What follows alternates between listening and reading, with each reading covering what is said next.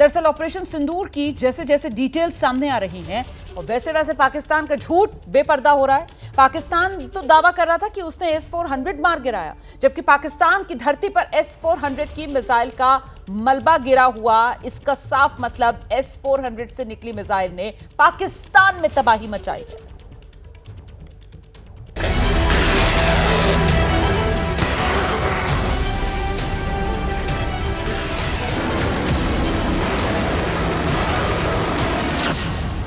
भारत पाकिस्तान के जंगी हालात में जिसे सुदर्शन चक्र का नाम दिया गया, जिसकी दुनिया में कोई काट नहीं है, उसका असर पाकिस्तान में देखा जाने लगा है।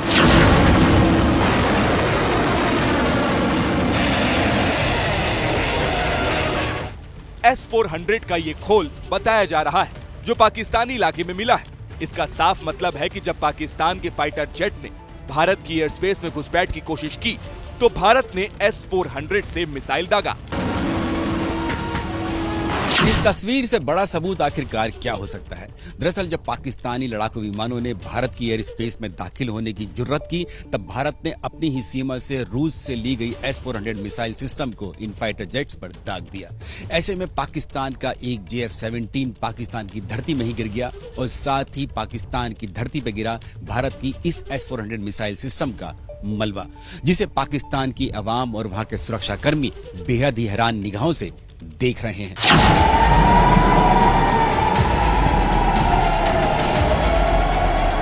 पाकिस्तानियों को इतनी भी अक्ल नहीं है कि S-400 का एक पूरा एयर डिफेंस सिस्टम है जिसमें से मिसाइल ही निकलती है जो पाकिस्तानी इलाके तक पहुंची होगी। लेकिन S-400 का आतंक ऐसा है कि पाकिस्तानी उसके नाम पर अफवाह फैलाना चाह रहे थे, जिसे हमारी सेना ने शनिवार को ही बेपर्दा कर दिया था। पाकिस्तान ने यह क्लेम किया कि उसने अपने JF-17 से हमारे S-400 व ब्रह्मोस मिसाइल बेस को नुकसान पहुंचाया, जो कि बिल्कुल गलत है। S-400 में एक तो नहीं 4 तरह की मिसाइल लगी हुई है, जो शॉर्ट रेंज से लेकर वेरी लॉन्ग रेंज यानी 40 किलोमीटर से 400 किलोमीटर तक की होती है। जिस रेंज में दुश्मन का फाइटर जेट दिखता है, उसी हिसाब से मिसाइल निशाना साधती है। जमीन से आसमान में मार करने वाला रूस का बेहद ही जबरदस्त एयर डिफेंस सिस्टम S-400 एक साथ 70 से 80 टारगेट को तबाह कर सकता है। ये दुनिया के सबसे तेज उड़ान भरने वाले फाइटर जेट से लेकर ड्रोन तक को भी तबाह कर सकता है। दूर और पास के टारगेट के लिए इसमें अलग अलग रडार लगी हुई हैं और महज 3 मिनट में ही ये फायरिंग के लिए तैयार हो जाता है।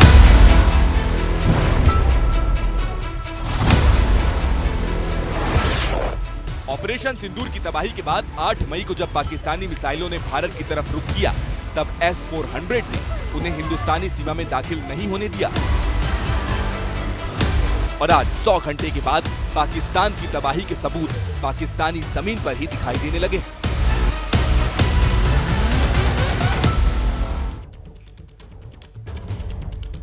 तो देखिए, भारत ने पाकिस्तान पर अपना दबदबा तो कायम कर दिया है। पाकिस्तान को पता है हकीकत क्या है और पाकिस्तान यह भी जानता है कि कैसे वो भारत के सामने गिड़गिड़ाया, और इसलिए अब ये DGMO स्तर की बातचीत आज होगी, शाम में होगी। पहले दोपहर 12 बजे होनी थी, लेकिन अब इसका समय आगे बढ़ा दिया गया है। जरा मेहमानों का रुख करेंगे और ब्रिगेडियर दत्ता से अब समझते हैं। सर, आपका अनुभव क्या कहता है कि आज जब DGMO दोनों देशों के हॉटलाइन पर बात करेंगे तो फिर ये बातचीत का दायरा क्या रहने वाला है? सर देखिए, मैंने पहले भी बताया था और जो मैं बात अपनी खत्म करना चाहता था जब ये रिपोर्ट आप दिखा रहे थे कि किसी भी ऑपरेशन को जब सरकार लॉन्च करती है तो वो एकदम उसको क्लोज नहीं करती है, उसको विधिवत रूप से क्लोज किया जाता है। चाहे वो ऑपरेशन जिब्राल्टर हो, चाहे ऑपरेशन कैक्टस लिली हो, या ऑपरेशन वुड रोज हो, या जो भी इतने ऑपरेशंस अभी तक हुए हैं, या ऑपरेशन विजय हो। दूसरी चीज, जो मुद्दे शाम को आने वाले हैं, जो टॉक्स में आएंगे, पहली बात तो भारत ये पाकिस्तान को मतलब साफ और वाजे करेगा कि जिस तरह के वायलेशंस जब सीज फायर हो गया था 5 बजे दोनों सेनाओं के बीच, तो क्यों इस तरह की जो वारदातें थी या जो सीज फायर वायलेशन थे वो इंडल्ज हुए। अभी अगर, क्योंकि जो रिपोर्ट्स एमओ डायरेक्टरेट ने वहाँ से ली होंगी, जो अपने फॉर्मेशंस हैं जो बिल्कुल बॉर्डर पे डिप्लॉयड हैं, कि कोई इस तरह का वायलेशन तो नहीं हुआ है, चाहे वो ग्राउंड फोर्सेस से हो या आर्टिलरी फायर से हो या एयर वायलेशंस हों। अगर इस तरह की कोई वारदात हुई है तो उसके जो रेफरेंसेस हैं और उसका जो टाइम है वो उनको बताया जाएगा और उनसे ये साफ किया जाएगा कि भाई किस तरह से इनको अवॉइड किया जाए, क्योंकि भारत अभी बिल्कुल पूरी तरह से तैयार है। ऑनरेबल प्राइम मिनिस्टर साहब ने ये कह दिया है कि अगर वहां से गोली चली तो यहाँ से गोला चलेगा, और भारत ने इसको पहले भी प्रूव किया है। उनके छोटे मोटे ये ड्रोन्स वगैरह आते रहे और भारत ने देखिए किस तरह से उसके जो एयरफील्ड से उसके जो न्यूक्लियर जो उसके सेंटर्स थे उनके पास तक धमाके किए हैं भारत ने।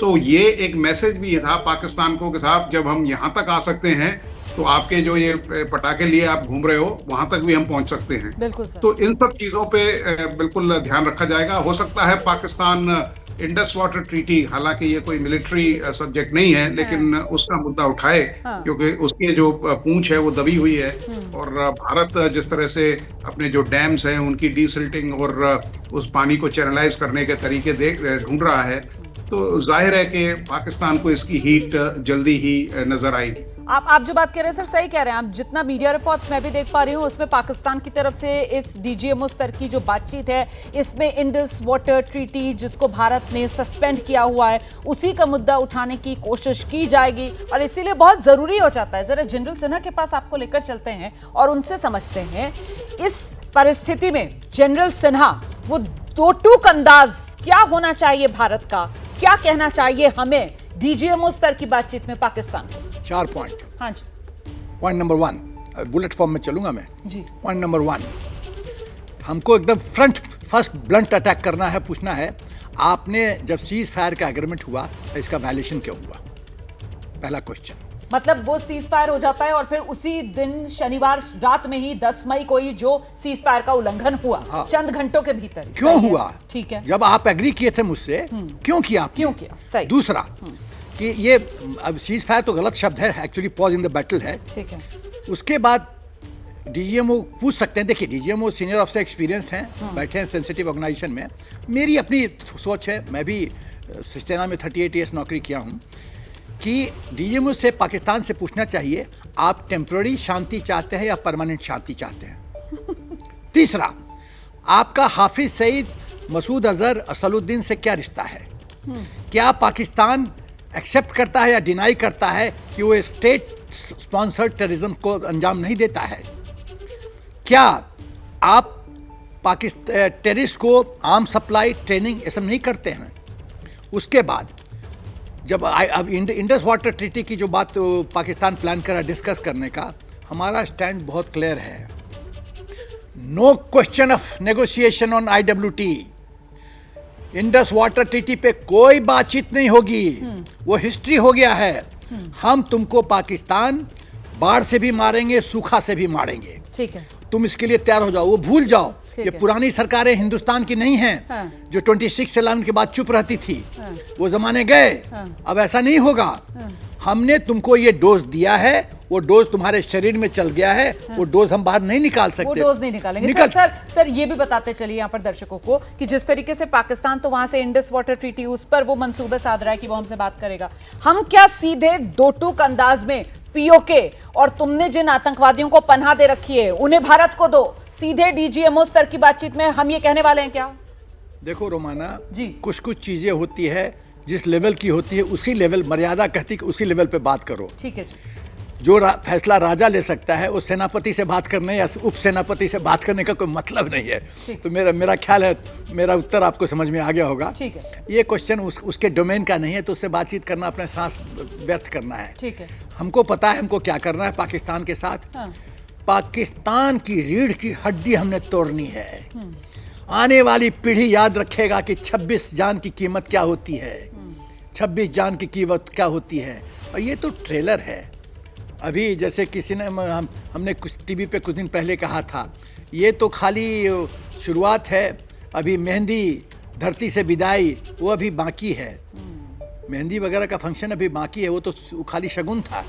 शगुन हमने दिया था। अभी नहीं, तो वो आपने यही कहकर जहां से आपने अपनी बात की शुरुआत की कि साहब इसको सीज फायर ना कहा जाए तो बेहतर है, ये महज एक पॉज का बटन है जो फिलहाल दबाया गया है। और ऐसे में मुझे ध्यान आता है कि शेर और जब उसको लंबी छलांग लगानी होती है तो कई बार वो 1 या 2 कदम पीछे जाता है और उसके बाद वो एक लंबी छलांग लगाता है। बहुत अच्छी बात कही और जी, इसीलिए जी, देशवासियों को ये बात सुनना चाहिए। बिल्कुल। रोमाना बेटी ने सही बात कहा, शेर छलांग मारने से पहले थोड़ा सा टैक्टिकल विड्रॉल करता है, उसके बाद झपट्टा मारता है। ठीक है सर, तो ज्यादा कुछ नहीं कहेंगे, हम छोड़ देते हैं, सस्पेंस में मरने देते हैं यहाँ पर पाकिस्तान को और देखते हैं आगे आगे क्या होगा। डीजीएमओ की स्तर की जो बातचीत है फिलहाल वो दोपहर 12 बजे से चलकर अब शाम में होगी। बहुत धन्यवाद दोनों खास मेहमानों का हमारे साथ जुड़ने के लिए।